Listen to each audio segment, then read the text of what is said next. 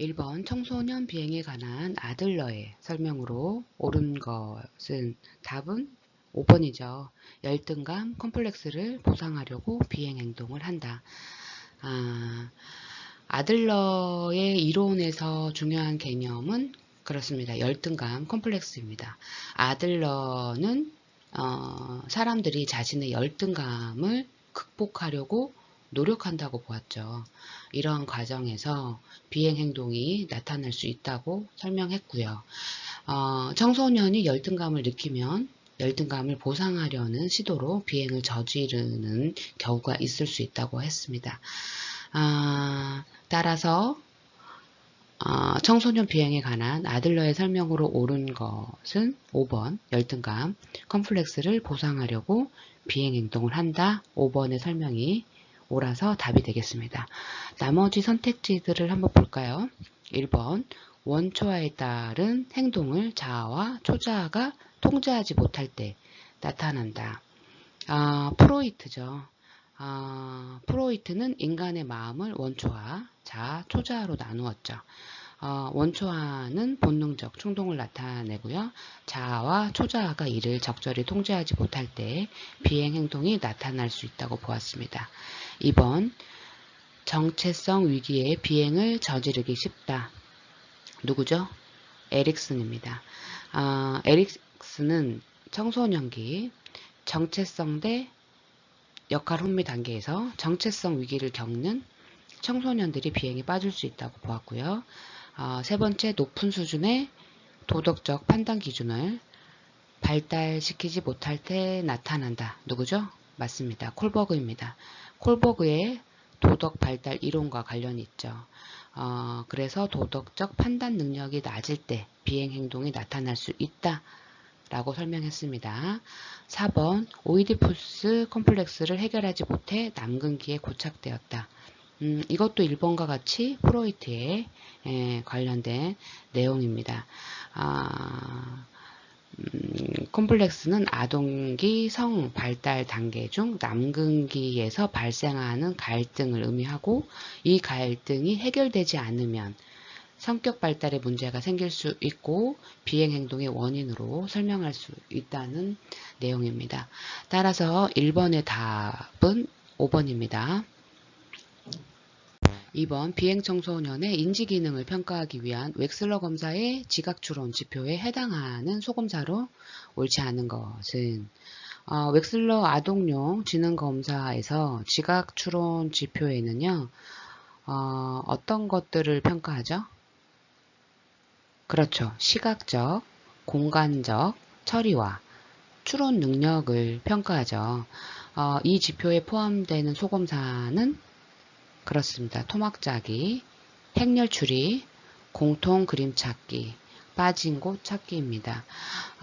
우선은 시각적, 공간적 조직화 능력을 평가하는 토막 짜기, 비언어적 추론 능력을 평가하는 행렬 추리, 추론과 범주화를 평가하는 공통 그림 찾기, 시각적 세부사항을 식별하는 능력을 평가하는 빠진 곳 찾기, 이렇게 지각 추론 지표에 포함되는 소검사입니다. 따라서 답은 2번이죠. 2번 동형 찾기는 지각 추론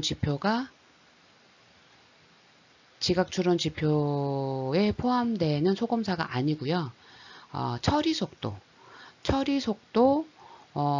지표에 해당하는 소검사입니다. 따라서 동형 찾기는 시각적 탐색과 처리 속도를 평가하는 처리 속도 지표에 해당하는 소검사이므로 2번에 답이 되겠습니다. 3번 머튼의 적응 유형에 관한 설명으로 옳지 않은 것은 로버트 머튼의 사회적 적응 유형 이론에서 개인이 문화적 목표와 이를 달성하기 위한 수단을 어떻게 반응하는지, 수용하는지, 거부하는지 그렇게 어떻게 반응하는지를 5가지 유형으로 분류했죠.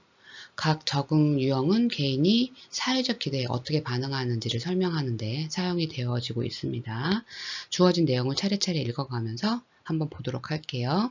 1번 공부를 잘하고 싶지만 그럴 수 없을 것 같아 자살 시도를 하거나 게임으로 도피하는 경우는 퇴행형이다.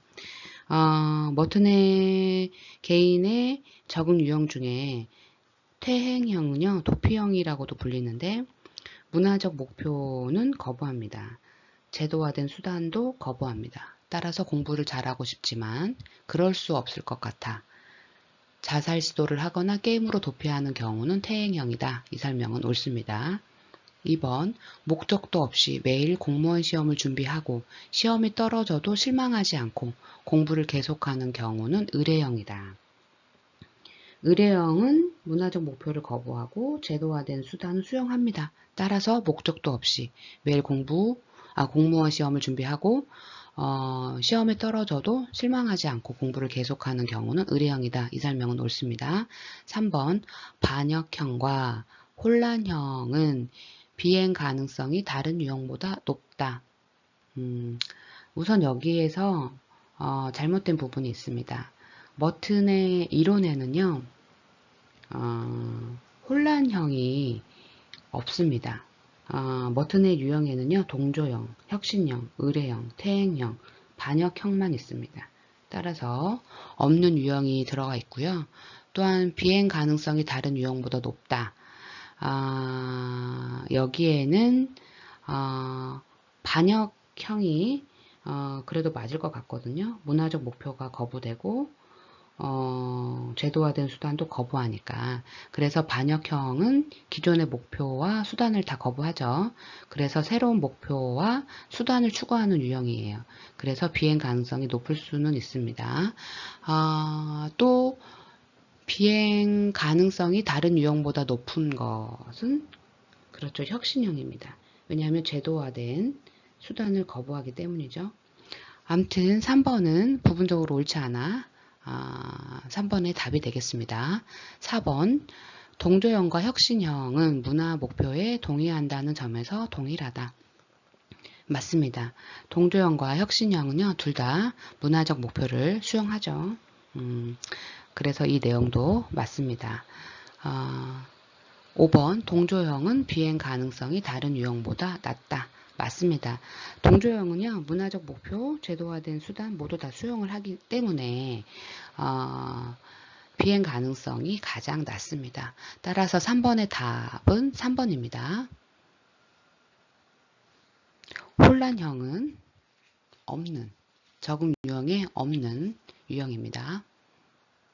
4번 MMPI 검사 결과 4-6 척도에서만 상승을 보인 A양에 관한 설명으로 옳지 않은 것은 4-6 코드의 특징은 그렇죠. 자기중심적이고 과대평가하는 경향이 있고 사회적 한계에서 과민하고 적대적이고 사소한 비판에도 강한 분노를 표출하고 타인에 대한 불신으로 깊은 정서적 교류를 피하고 갈등과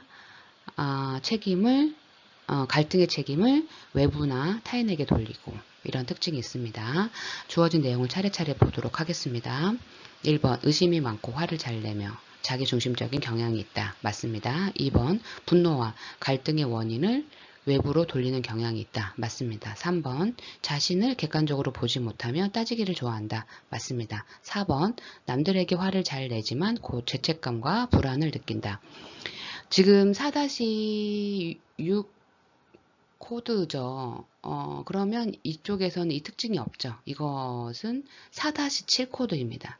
4-7 코드는요, 제의식과 자기 비판, 의존과 독립의 갈등이 반복되죠. 의존적이고 불안정하고 타인에게 인정을 받기를 원하고 인정받지 못할 때 극도의 분노와 충동적인 행동을 보이죠. 이는 독립에 대한 미성숙한 표현이고 그래서 4번 남들에게 화를 잘 내지만 곧 죄책감과 불안을 느낀다. 이것은 4-6이 아니라 4-7에 해당됩니다. 계속해서 읽어 내려가겠습니다. 5번 비판에 민감하며 사소한 비판에도 분노감을 표출한다. 맞습니다. 4-6 척도입니다. 따라서 4번의 답은 4번입니다. 5번 학교폭력 실태에 관한 설명으로 옳지 않는 것은 답부터 보면 2번입니다. 가해자와 피해자 구분의 명료하지가 않죠. 왜냐면 학생들 간의 상호작용 때문에 일어나죠. 학교폭력이. 그래서 가해자와 피해자 구분이 명확하지 않는 경우가 명료한 경우보다 많습니다. 따라서 2번은 학교폭력 실태에 관한 설명으로 옳지 않습니다. 나머지 학교폭력 발생의 저연령화, 언어 정서적 폭력의 증가, 학교폭력의 집단화와 범죄화, 가해자의 학교폭력 행위에 대한 둔감화 모두 다 옳은 설명입니다. 답은 2번입니다.